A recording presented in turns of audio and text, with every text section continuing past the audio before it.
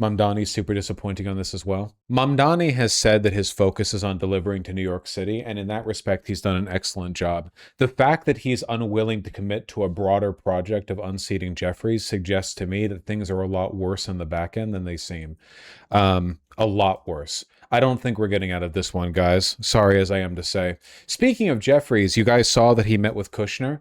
The usual suspects, Zionists, neoliberals, and other traitors to the Republic, said this was like Mamdani meeting with Trump, as if quietly meeting with Trump's son-in-law, who is not an elected official, to do back-end dealing is in any way, shape, or form comparable to the president summoning the mayor of America's biggest city in order to win concessions for New Yorkers. That's right. The House leader of the Democrats met quietly with Jared Kushner. Jared Kushner is an Israeli asset. He has made billions of dollars working as a liaison between Saudi Arabia and Israel. He is actually quite good at his job. He's the reason Saudi Arabia and Israel's relationship has been as good as it has been, despite Israel, trying to end the world in ways that occasionally inconvenience Saudi Arabia.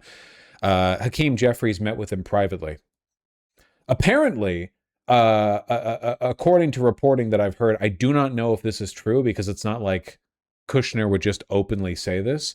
The reason Kushner did this was to bait Hakeem Jeffries. Like, Kushner knew that Jeffries was A, a spineless enough worm to meet with him privately, and B, that him doing so would lead to infighting in the Democratic Party. Phenomenal leadership here, really, Netanyahu used to sleep in Kushner's childhood bed. That is true. That sounds really crazy, but yep. When Jared Kushner was a kid, Netanyahu was occasionally invited to meet with Kushner was it at Mar-a-Lago? Where was it? What was the place? Netanyahu literally slept in Kushner's childhood bedroom. That is true. In his family home. Yeah. Let me get the details on this one. Yeah, when Benjamin Netanyahu slept at the Kushners. Media tales of Trump's Jewish confidants. See, from the Jerusalem Post, this to me is anti-Semitic. When I think Netanyahu, pardon me for being the wokest man alive, I really don't think Jew. I think Hitler. For one, he's literally secular. For two, I don't know. I've met a lot of Jewish people. I've never met Hitler, at least not to my knowledge. It just seems to me like a little bit, it'd be like the first thing you think about, okay, let me put it this way, and I'm being real with you on this one. When you guys think of Adolf Hitler, is the first thing you think white? Because I don't even think, for one, the racial paradigms back in the 1930s were legitimately different. He didn't care so much about whites as he did Aryans. I think German or Aryan in terms of identity. With Netanyahu, I think Israel. I don't really think what. When I think Hitler, I don't think yeah, that was the white guy. Trump's grandpa met with Hitler. Other whites in Trump's grandpa circle. Isn't that weird? I think this is anti-Semitic. I'm being real. I'm not doing a spiel right now. I think it's really fucking weird. Is Netanyahu a pedophile? Dog, there's no way he's not, right? There's no, it would be genuinely, it would be insane if he wasn't. That'd be a crazy, really, that's where he draws the line? Netanyahu has long been a friend of the Kushners, and particularly Jared Kushner's dad, Charles Kushner, a major donor to pro-Israel and Jewish causes. Of course, in a representation of modern-day aristocracy, Jared Kushner, of course, married one of Trump's daughters, and he is now essentially America's unofficial envoy to the Middle East, our representative to Israel and Saudi Arabia. Of course, Jared Kushner has never actually done anything for America. Like many Zionists who support Israel, his only aim and the only outcomes of his advocacy have been for the support of Israel. I can't think of a single thing that he's done that supports American interests. Zionism from an American perspective is treason. Anyway, yeah, the little detail here is that Netanyahu has slept in Jared Kushner's childhood bed multiple times. Kushner Sr. was big Ponzi scheme stockbroker, big piece of shit. Wow, what a surprise. Sorry, anyway, what was I talking about? Jared Kushner met with him privately to discuss potential areas of common ground. That was what 5 people with knowledge of the meeting said. Jared Kushner, ideologically, is essentially a Nazi. He's ultra far right, and his entire life he has done nothing but advance the brutal, omnicidal interests of the Israeli state and enriched himself.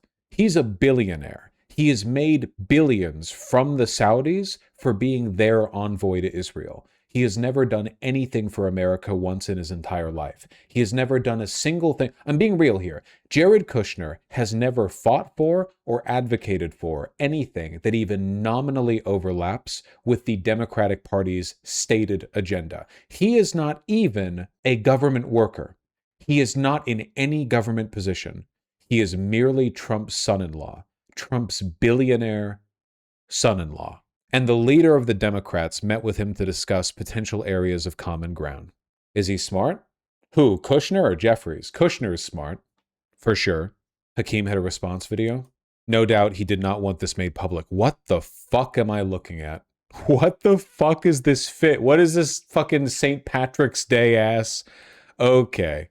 So, no doubt Hakeem Jeffries didn't want the knowledge of this meeting to be leaked, and he's doing a panic video. I haven't seen this video.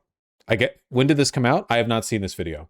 So guys, genuinely, which do you think is worse? That Hakeem Jeffries was stupid enough to not realize that this would leak and make him look terrible, and he fell for it, and now he's panicking and trying to cover himself up? Or that he's malicious enough that he actually would meet with Jared Kushner to discuss areas of shared ground? What's up, y'all? Just finished up an event here in the community in Brooklyn. Uh-huh. I want to give you a little real talk on this Jared Kushner situation. He asked for a meeting, and I took it to discuss the affordability. He sounds like a fucking YouTuber, dog. What is this? House Minority Leader, I'm here to discuss the Jared Kushner situation. Are you a fucking YouTube? What are you talking about? Crisis that exists that is not a hoax. At the same period of time, I shouldn't have to say it, but I am. No one is going to get a pass. We're going to hold every single member of the Trump cartel accountable. Oh yeah? What are you going to do to Jared Kushner? What are you going to charge him with? Beginning on day one. If you're stealing from the American people, shortchanging the American people. You can really hear the passion in his voice. The way he's responding here makes me think that he really is just a fucking idiot who accepted the meeting without realizing that it was bait, because he's opening so defensively. You know what I mean?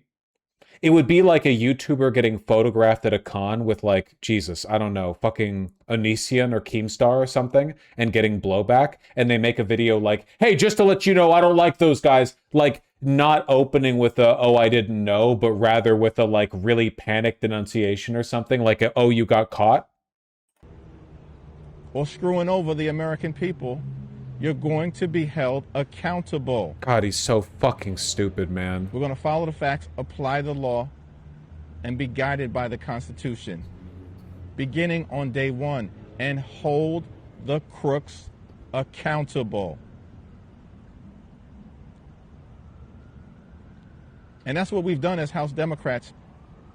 Oh, to get an idea of what Kushner gets up to in his free time, remember how a couple of weeks ago Saudi Arabia bought Entertainment Arts, EA Games, Challenge Everything, Shump? That deal, facilitated by Jared Kushner. He's a private equity envoy who represents the interests of the Saudi royal family and of Israel. That's pretty much his entire job. Electronic Arts was acquired by a Saudi-led consortium Tuesday night in a deal worth $55 billion. The deal was financed by private equity firm Silver Lake and Affinity Partners, which is led by President Trump's son-in-law, Jared Kushner. It got taken off the NASDAQ. It got delisted. It's now privately owned by, in large part, Saudi Arabia. From the beginning of this Congress, we battled the Trump administration on tariffs, battled them on Medicaid, battled them on Epstein, battled them on nutritional... Okay, genuinely, did he not even have a script prepared for this? Was this like an actual panic? Like, is this a... Hold on. Twitter, Jeffries. Did he like panic record this after he found out the info leaked? When the fuck? This is from 1 hour ago. This is from 1 hour. From the beginning of this Congress, battle them on nutritional assistance, battle them on the Affordable Care Act, battle them on the reckless war of choice in Iran. Genuinely shocking how uncharismatic he is. Well, that's what happens when you work for an institution that doesn't reward victory and rewards failure. Like, if you don't care about winning, this is what you're going to get, right? It would be like if you had a sports team and the coach was like, yeah, the goal of this sports team is to lose. We're here to tee the other side up. Of course you're going to get some fucking deadbeats on that team. Battle them on ICE funding and battle them on the unprecedented corruption unleashed on the American people. And we've delivered results. Pam Bondi is gone. Love the implication Pam Bondi is gone because of the Democrats. That's really, really funny. Yeah, dog. That was all you, buddy. Kristi Noem is gone. Yeah, all you, bucko. Yep. Mm-hmm. And we're just getting started. But of course, he hates you. He despises you. So he assumes that the voters watching this are stupid enough to believe it was the Democrats that ousted Pam Bondi and Kristi Noem. Like, what do you read this as other than that? Genuinely, I want a liberal. Are there any like liberal Democrats watching? Are there any people who like hate watch me? I don't know if it'd be like Destiny fans or econ wonks who like my occasional forays into monetary policy but don't like my broader communist shit. Can somebody give me an explanation for this that isn't like contempt for the voters? That isn't just like, we know we've done literally nothing, but I'm going to assume you're stupid enough to believe that I got Pam Bondi and Kristi Noem ousted? I'm being real. Like, I want to know, because this is the fundamental gulf, right? I think most sane liberals, not the kinds of people who get paid online to argue with people, but like most sane liberals would acknowledge Hakeem Jeffries is bad at his job. That is not a uncommon opinion among liberals, but I want to go one step further. I want them to give me an explanation for this that isn't overwhelming contempt for his own constituency. You know what I mean? That's what I want. Like, I want another. I'm being real. Like, I want another explanation other than this. At the same period of time, the affordability crisis in this country is very real. Uh-huh. It needs to be dealt with. I hear about it It needs to be dealt with. Really good stuff. I hear somebody needs to do something about this day. By the way, I know that like sometimes it feels like a little bit of a black box what's going on in Congress. It's kind of difficult to look in there and like, you know, get the data in from the outside. But remember, at any point in time, a Democrat in the House or the Senate can go up there and speak and can raise a big ruckus and introduce a bill that's meant to address these problems. Like, when they say the affordability crisis is out of control, that didn't have to be a tweet. You could have written a bill and yelled about it. You could remember how Thomas Massie did this? Remember how Marjorie Taylor Greene did this? Like, it's possible. You're a policymaker. You work in the legislature. You can just say, here's my plan to address this crisis, and then go up there. And of course it won't get voted. Like, it won't go through. Like, I'm not saying that they're capable of forcing Republicans to vote. Like, Republicans will only vote in favor of pedophilia. Like, if Hakeem Jeffries introduced a mandatory whale killing and baby rape bill, then Republicans might vote for it. But I understand that anything designed to, like, you know, address the affordability crisis, Republicans wouldn't vote for it. But you could still pitch it. Remember, nobody on the Republican team was willing to co-sign the release of the Epstein files until after it just barely crossed over the threshold to be opened up to a floor vote. Things that initially seem impossible can become possible if you aggressively advocate for them. But these people don't do it. They don't care. They don't do their jobs. They just don't do their jobs. If you assess them doing their jobs by the metric of have they gotten anything done, then the only conclusion you can really arrive at is that they are just not doing them. They don't have a job, really. I guess apart from quietly meeting with Jeffries-Kushner, which I noticed he really quickly got off the topic of. He didn't even bother to explain why he met with Jeffries. You notice that? In this 3-minute video, He never even bothered to say why he secretly met with Jared Kushner, and we only heard about it because sources revealed the info. Didn't even mention it. In the community in Brooklyn and all across the country, wherever I may be, people are drowning in this failed economy and are demanding action. We have a responsibility. Why did it even happen? What was it about? I don't know. He won't say. It seems most likely that he was trying to kiss the ring to Israel a little bit, like beg. But Jared Kushner was just baiting him into doing something that would get him flack. To deal with the fact that life is too expensive. Far too many people are stressed the F out. When it's time to go to the grocery store, pay the rent, or put gas in the tank. That's crazy. That should not be happening in the United States of America. That's crazy. I hear gas is expensive. That's crazy. And we have a responsibility to address it. And that's what we intend to do. Phenomenal. He really hates you guys. Hates us more than any Republican does. Guarantee it. Easily, easily.